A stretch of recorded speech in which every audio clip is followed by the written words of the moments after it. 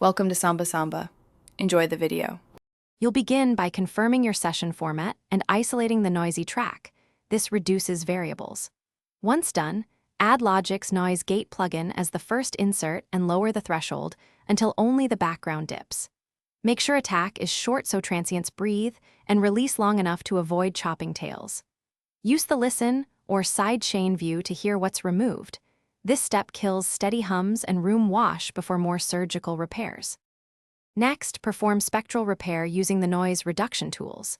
Capture a noise print from a silent segment and apply reduction conservatively. You want -10 to -30 dB, not total removal, to avoid artifacts. Then open channel EQ and sweep for resonant hums.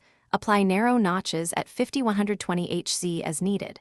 Once those are under control, use a gentle low cut and gentle broadband cuts to tame room rumble. Make sure to solo and bypass often, so you can hear how these steps preserve tone. Finish with a denoising plugin for broadband hiss.